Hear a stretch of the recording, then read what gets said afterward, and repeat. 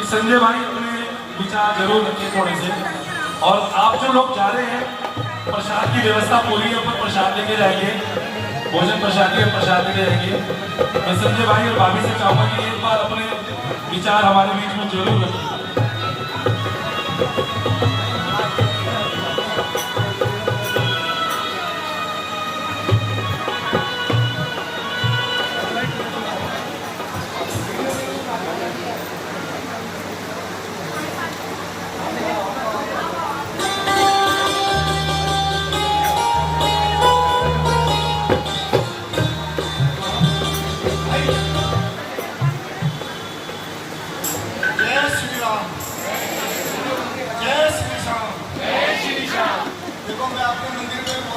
जयकारा इतनी जोरदार लगना चाहिए, दूसरे मंदिर तक तो आवाज जाए कम से कम।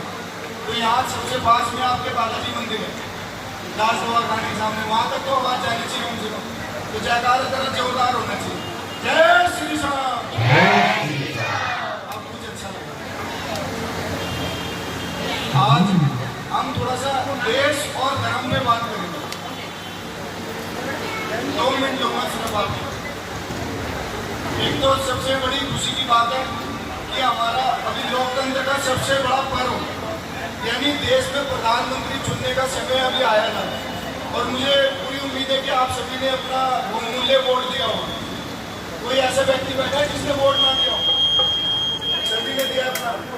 और कल इससे बड़ी खुशी की बात है कि वो दिन आने वाला है जिस दिन हम तीसरी बार मंदिर में खड़ा हूँ, सच बोल रहा हूँ, मोदी जी के हाथ में अपने देश के बागडोर देने जा रहे हैं। क्योंकि पिछले 10 साल में उन्होंने वो कार्य करके दिखाए जिसकी वजह से हम लोगों ने जाकर सिर्फ एक ही बटन देखा होगा, दूसरा बटन नहीं देखा होगा। तो अब दूसरी बात, हम मंदिर में खड़े इसलिए धर्म के ऊपर करेंगे अपना, क्योंकि राजनीति से ज्यादा मतलब नहीं होगा। पिछले 10 साल में आप लोगों ने देखा होगा कि हमारा सनातन धर्म अब अपने पीक पर है। पहले हम लोग कहते थे हिंदू जाग है, अब हम कहते हैं हिंदू जाग है। कौन कौन मानता है इस बात को? जरा हाथ, दोनों हाथ खड़े करो। हिंदू जाग है। ऐसा नहीं है कि हम पहले आज से 10 साल पहले मंदिर नहीं जाते थे या पूजा नहीं करते थे या अपने त्योहार नहीं मनाते थे।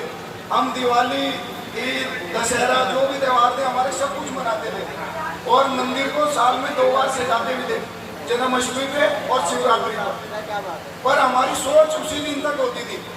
परंतु अब मैं आपको जीता जागता एक उदाहरण देता हूँ पिछले 10 साल में कैसी तरक्की हुई हमारे धर्म की। ये आपके अमित जी खड़े हैं और इनके निखिल भाई, राजू भाई और पूरा सावरिया ग्रुप। अब आप देखो 46वां महीना लगातार शाम जी का कीर्तन करते हुए बीत गया।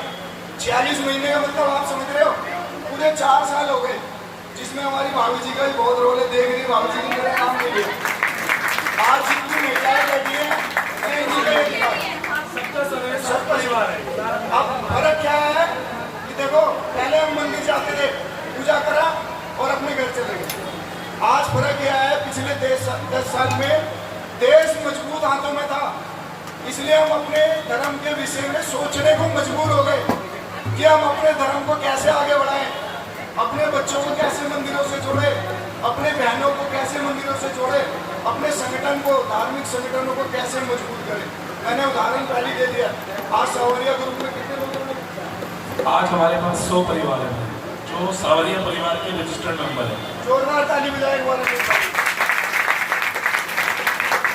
पहले हम ये सब नहीं सोचते थे, सिर्फ अपनी पूजा करा और अपने भगवान को माना और चले गए। और दूसरा फर्क मैं बताता हूँ आपको, हमारा बालाजी मंदिर है।